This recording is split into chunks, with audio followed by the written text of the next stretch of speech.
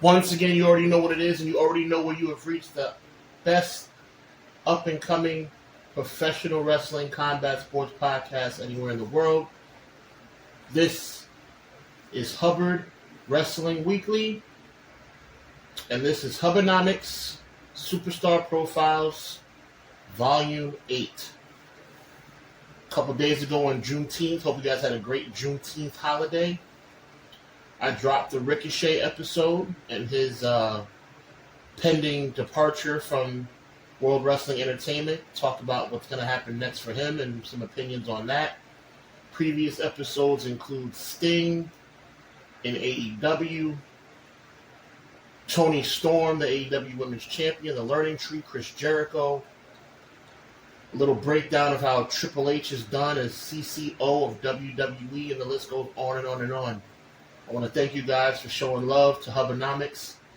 8 episodes in and is doing really well, so going to keep the momentum going. Make sure you check out myself and Conrad Cushman Monday night, 6:05 Eastern Standard Time. Every Monday night, 6:05 Eastern Standard Time for Clash of the Podcast, the #1 collaborative professional wrestling podcast anywhere in the world. Once again, this is HUBBanomics Volume 8, and we're going to switch it up a little bit.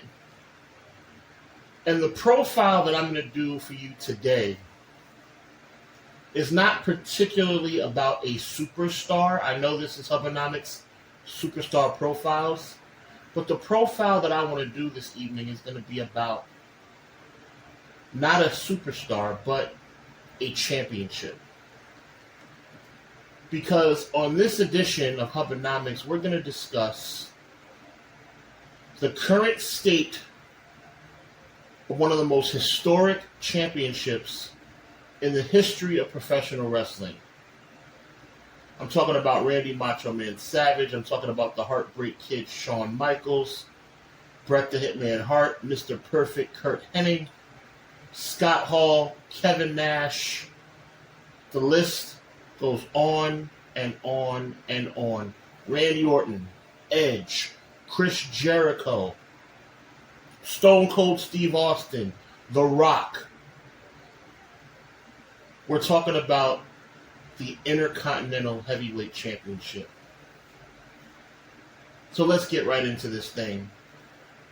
We're going to start this little synopsis, this little breakdown back in Philadelphia, Pennsylvania, at WrestleMania 40 this past April. And we all know what happened there. Gunther, a man who has to be considered one of the greatest Intercontinental Champions of all time, and now is the longest reigning Intercontinental Champion of all time, took his 600-plus day reign into the city of brotherly love to defend his championship against Sami Zayn. Previous successful title defenses for Gunther over his 600-plus day reign. Yes, I know the actual number. I refuse to say it. I don't like that number. I'm not going to say it. So I'm just going to say 600 day plus. So some of the title defenses over that 600-plus day championship reign include the previous year at WrestleMania 39 when he successfully defended against Drew McIntyre and Sheamus. Successful title defenses against the men who I consider to be or should be the next World Heavyweight Champion, Jey Uso, and several others, including Chad Gable and other stars, including successfully defending the title against the man he took it from originally, Ricochet. But what I want to focus on tonight is more so what's happened since WrestleMania. Now, first of all, was Sami Zayn the correct guy to beat Gunther to end the longest Intercontinental Championship reign in the history of WWE? I'd say no. I honestly would say no. But I know some people that don't have a problem with it. There are some people that believe that Sami Zayn was worthy of that WrestleMania moment. I don't necessarily feel that way. I believe that Sami Zayn getting his WrestleMania main event moment at WrestleMania 39 was deserved. I feel like he and Kevin Owens put in the work that deemed it appropriate for them to main event against the greatest tag team of all time, Jimmy and Jey Uso, and win the unified undisputed tag team championship in Los Angeles, California. That made sense to me. That was something that made sense. But fast forward a year later, Sami Zayn being the man to end the reign of the longest reigning Intercontinental Champion of all time, I have my doubts. So now we're going forward into the year, and now that Gunther is now focused after winning the King of the Ring on the World Heavyweight Championship coming up at SummerSlam, now you have other contenders starting to show up. Contenders that have shown themselves to have probably too many title shots, even though he's a good wrestler. People like Chad Gable. I mean, Chad Gable's had 5 cracks at the Intercontinental Championship and is 0-5. Kind of ridiculous. People like Brunson Reed. Strong athlete, big guy, athletic. Intercontinental Champion worthy? Probably not. Not at this stage in his career. And the list continues on where you come full circle now. And at the current state of WWE, you have people like Ludwig Kaiser. Big shout out to Samantha Irvin and how she announces wrestlers. Ludwig Kaiser of Imperium, trying to get into the Intercontinental Championship picture. Sheamus, once again, showing interest in the Intercontinental Championship. And a man, I can't believe I'm saying this, a man who's starting to grow on me, Braun Breaker. I would say that the man who should be the next Intercontinental Champion, if I had to choose, would be Braun Breaker. But I wouldn't have said that before Clash at the Castle. The Intercontinental Championship, to me, has taken a back seat to a storyline that had a lot of potential. But WWE, as they always do, just has really terrible timing.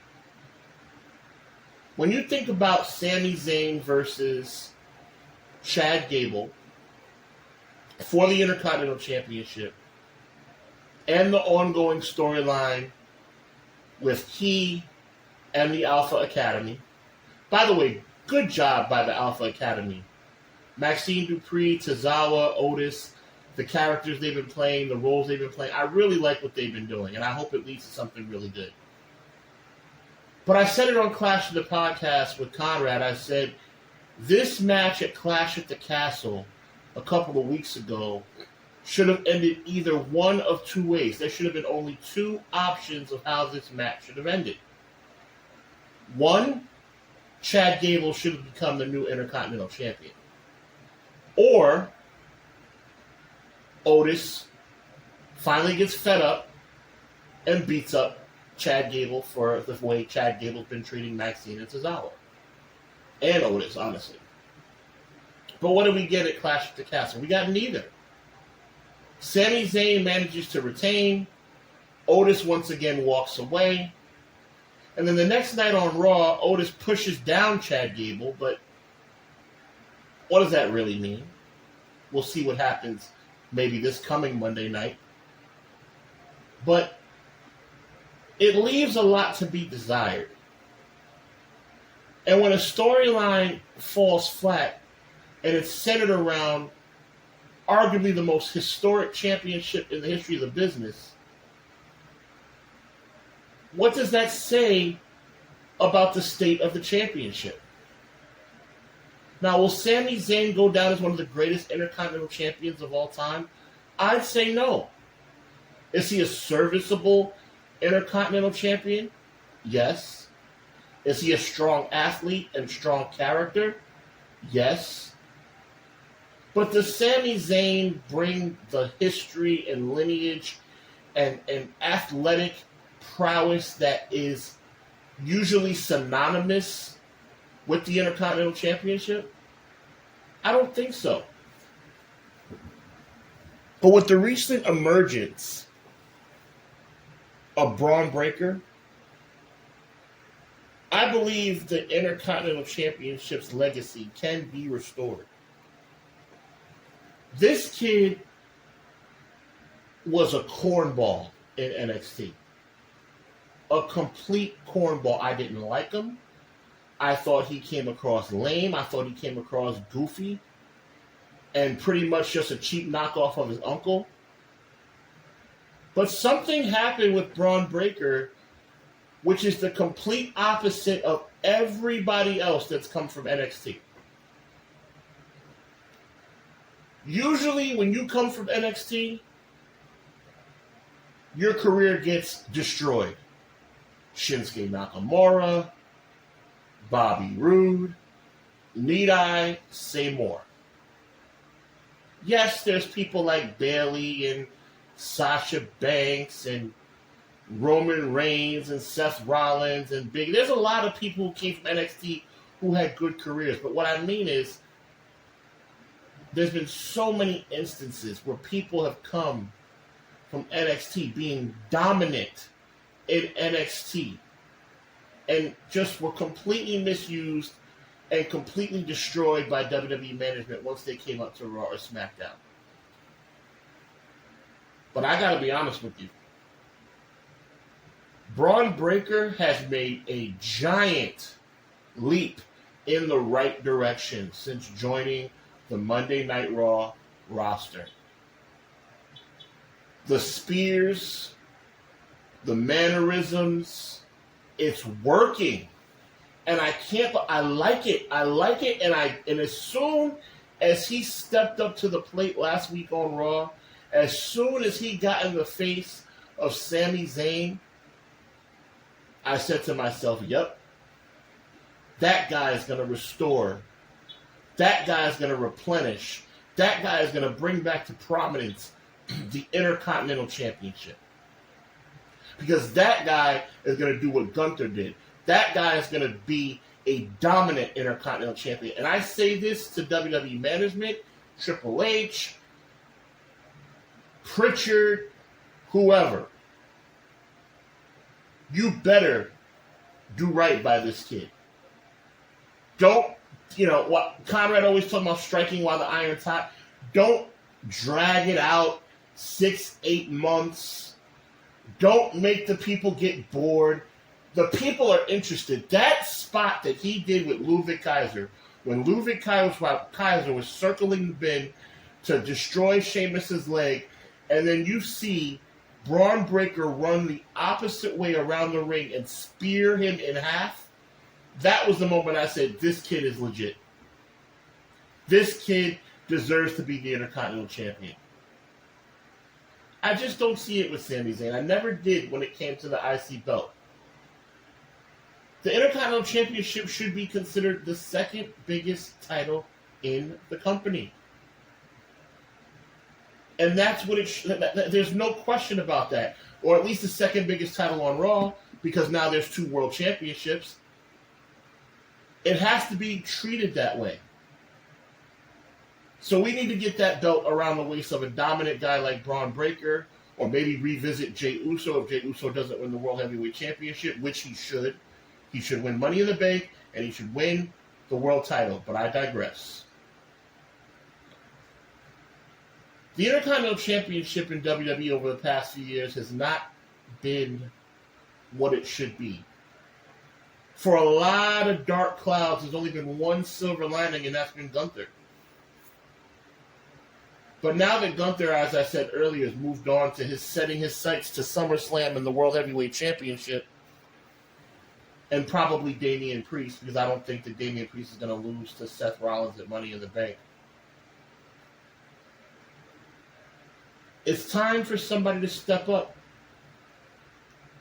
It's time for somebody to take that championship to places I don't think Sami Zayn can take it. And I don't mean to sound disrespectful. I just don't believe in Sami Zayn as the Intercontinental Champion. It doesn't flow well with me. But I believe in Braun Breaker as the Intercontinental Champion. I even like Ludwig Kaiser. I like the change in him. I like the fact that he's stepping outside of Gunther's shadow and starting to make a name for himself. Sheamus, I don't know. This whole narrative about Sheamus having all the belts and having all the accolades and the only thing he hasn't won is the Intercontinental Championship, they've been running that for a long time. They were talking about that last year at WrestleMania, the year before that. I don't need to hear about how Sheamus has never won the Intercontinental Championship, okay?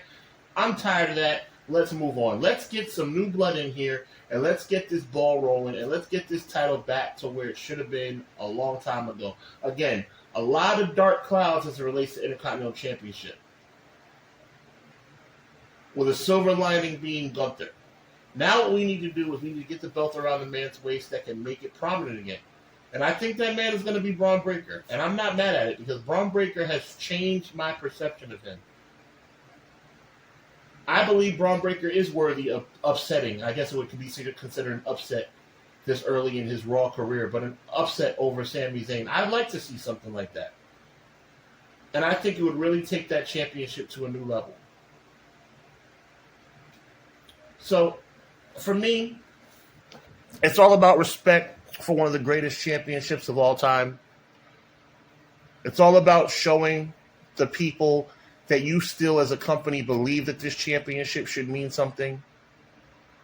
It's all about Paul Levesque showing the world that, hey, listen, this championship, the same championship I wore to make a name for myself, is still a great title to hold and not anything that should be overlooked.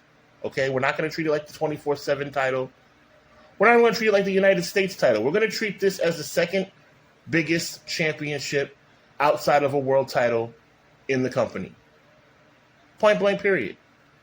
Can Sami Zayn turn it around and make the reign mean something? Not if you're going to keep having him defend it against Chad Gable every week. So I think it's time for a change. I think it's time to make this thing a little bit more prominent. And once they do, I think it'll be a great thing for the company because the Intercontinental Championship should be a featured title. A featured title. That's my stance, and I'm sticking to it. So make sure you check out me and Conrad 6:05 Eastern Standard Time every Monday night on Clash of the Podcast. I'll be back with another episode of HUBBanomics real soon. And God bless. Be encouraged. Evil never prevails. Later.